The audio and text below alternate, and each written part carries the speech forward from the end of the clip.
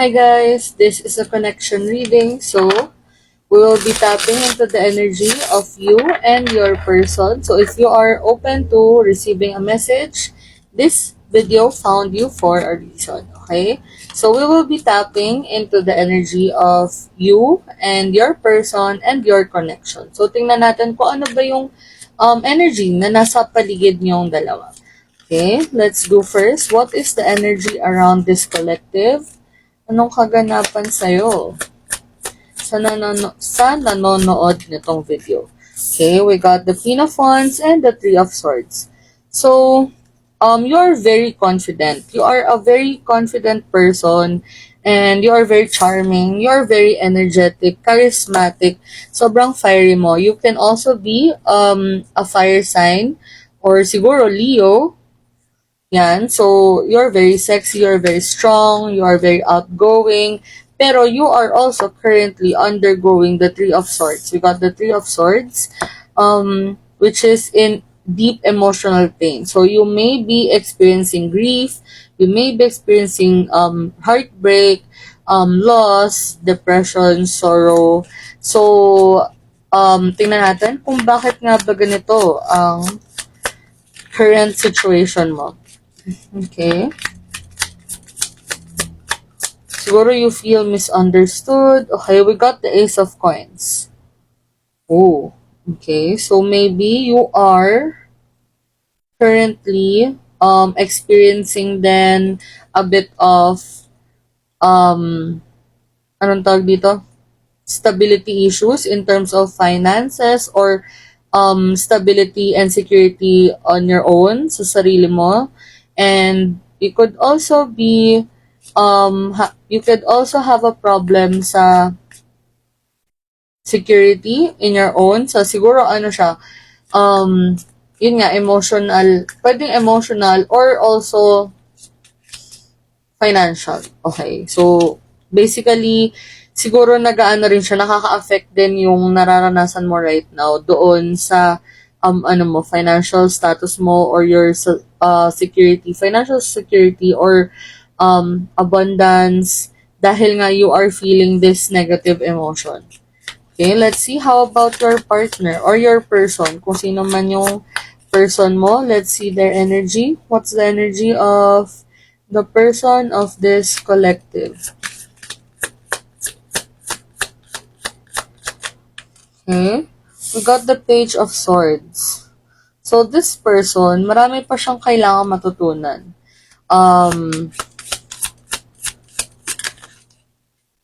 Kailangan niya rin matuto kung paano mag-communicate. Okay? Pero very focused din siya on building a family, building their wealth, building their financial stability also. So, or their financial security. So, siguro, they are very focused right now sa pag-build ng future nila. But they are the King of Cups. Siguro this person, your person, is also learning how to be a more emotionally matured person, an emotionally balanced person, okay? Or they are also starting to be self-aware. Nagiging aware sila sa mga nararamdaman nila right now. Siguro they also cost you this Three of Swords, grief, sorrow, heartbreak. Pero right now, they are also learning how to balance their emotions. They are learning how to manage yung mga emotions na to. They are also growing. Okay? So, for your connection, let's see. How about your connection?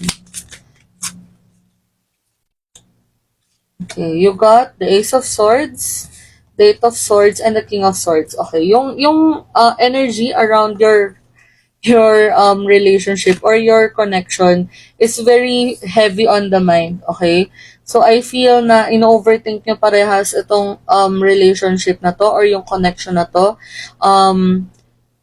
Siguro there have been misunderstandings or baka hindi, you are in no contact right now kasi you got the Ace of Swords in reverse.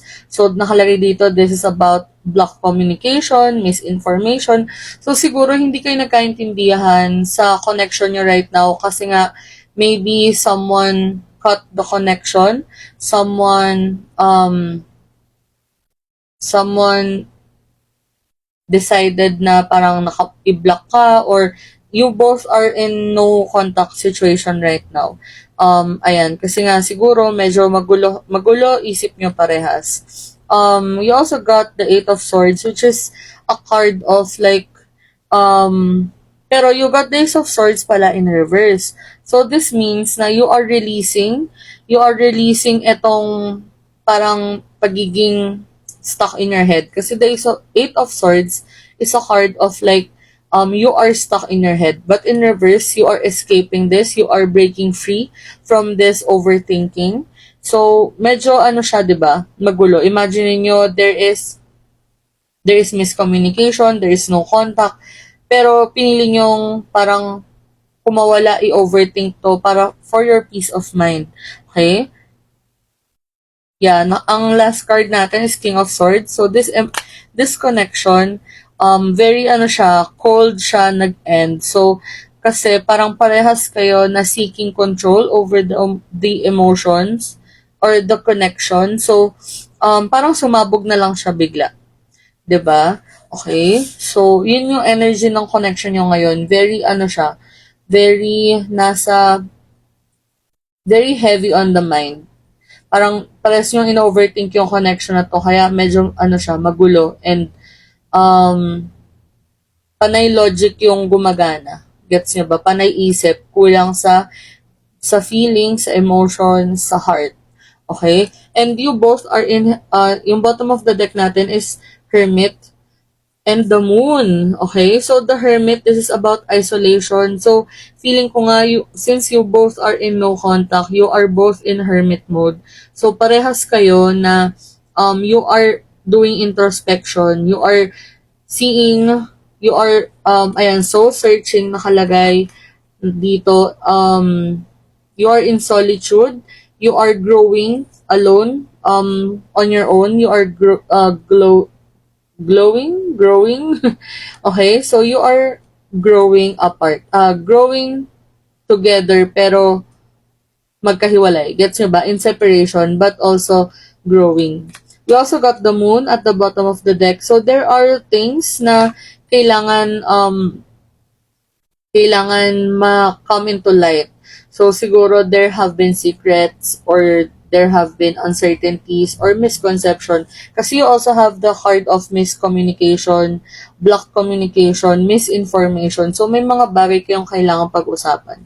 May mga bagay kayong kailangan malaman sa isa't isa, sa connection nyo, and para maging maayos kayo.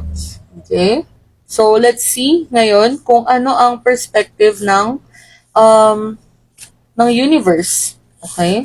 Let's get some oracle cards. Tingnan natin kung ano nga ba ang perspective ng universe sa relationship or sa connection yung dalawa. Okay? Siguro, tingnan natin kung baka i-reveal niya kung ano ba talaga ang nangyayari between the two of you. Okay? Angels, ancestors, spirit guides. What is your perspective in this situation, connection? Okay. You got Talking and the Grim Reaper. So, there could also be a message coming towards you. Okay. There's a message na hinihintay ka. Siguro ikaw, naghihintay ka ng message. Pero, ayun nga, I feel na this message could be about closure or ending the relationship. Okay. You also got Girl with a Snake. So, I feel na this is about, ano ba to? Nakalagay dito. Empath and Narcissist Paradigm. Being charmed or used. You feel like you are being used by this person. Pero kailangan mo right now to learn how to have boundaries. Okay, we have Paradise. not enough. Okay, and lastly, we got cassette. Okay. So, paradise, this is about happiness, expansion, joy. So, siguro, after naman, magkaroon ng message, kasi you are, siguro, once na na-receive mo yung message, you will be happy. You will have joy, you will have clarity, and you will be, content sa malalaman mo kasi there will be honesty. Pero there could also be a talk of ending the relationship. The relationship is over, no second chances, grow and transform your life. So this Green Reaper is about ending our endings and moving on, okay? Siguro this would be because one of you guys or the both of you, you feel na you are not enough. You feel na parang ego issues. Kasi, sineself-sabotage yung relationship nyo. You could also be jealous of the other one's, achievements, ganyan. So, nagkakaroon ng, yung feeling mo na hindi mo deserve yung person na to. Siguro, yun yung isa sa mga magiging reason if you choose to end this relationship. Yeah. Ayan. Pero, you guys are very over your head right now. You are overthinking stuff, okay? You are parang nagre-reminisce kayo ngayon, in-overthink yung mga maliliit na bagay, yung mga memories niyong dalawa. Pero ang importante talaga dito is the talking part. So, a message. Okay, magalala, you will have clarity. Okay, let's get, nalaglag. Okay, we got nahulog, heartbroken. So this is about a breakup, separation, and we got the axe. Okay, so highly likely talaga na mag-end yung relationship na to, or yung connection na to, kasi you are